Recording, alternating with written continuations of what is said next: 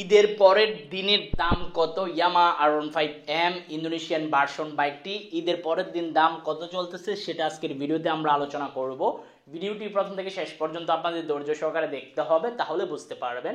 চলুন কথা না বাড়িয়ে ভিডিওর মূল টপিকে যাই, প্লাস আমরা জেনে নেই ইয়ামা R15M ইন্দোনেশিয়ান ভার্সন বাইকটির দাম কত চলতেছে। আসসালামু আলাইকুম guys, it's me Arman Sarwar. আজকের ভিডিওতে কোন ব্র্যান্ডের বাইকের সম্পর্কে কথা বলতে যাচ্ছি অলরেডি থাম্বনেল বা টাইটেল দেখে বুঝিয়ে গেছেন, নতুন করে কি বলবো।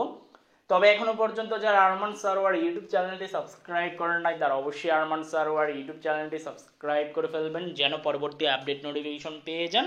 বন্ধুরা, ইয়ামা R15M ইন্দোনেশিয়ান ভার্সন বাইকটির বিল কোয়ালিটি পারফরমেন্স কিন্তু খুবই ভালো। বর্তমানে ঈদের পরের দিন দাম চলতেছে আপনার 6,30,000 টাকা আস্কিং প্রাইস বাংলাদেশের যে কোনো আনঅফিসিয়াল শোরুমে।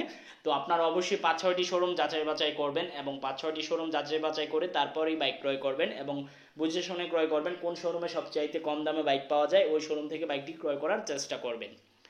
ইয়ামা R15M বাইকটি ক্রয় করাই better, because Yamaha R15M Indonesian version বাইকটির বিল কোয়ালিটি পারফরমেন্স কিন্তু ইন্ডিয়ান বাইকের তুলনায় অনেক ভালো।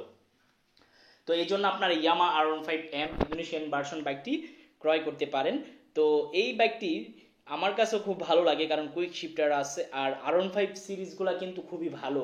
যদি আপনি GSX-R চালান না কেন বা CBR বাইক চালান না কেন, মানে R15 B4 B3 বা M বাইকের যে লুকস বা চালিয়ে যে একটা পাইপ সিসি, এই পাইপটি আপনার হায়ার সিসি বাইকের মতো দেখা যায় কিছুটা বা ফিল করা যায়। তো এই জন্য R15 বাইক কিন্তু সিরিজগুলো বেশি চলতেছে বাংলাদেশের বাজারে। তো এই ছিল ঈদের পরের দিনের দাম ইন্দোনেশিয়ান R15M। আই হোপ আজকের ভিডিওটি ভালো লাগছে। যদি ভিডিওটি ভালো লেগে থাকে তাহলে অবশ্যই লাইক দিয়ে দিবেন। দেখা হবে ইনশাল্লাহ পরবর্তী ভিডিওতে। সবাইকে অসংখ্য ধন্যবাদ এবং আল্লাহ হাফেজ।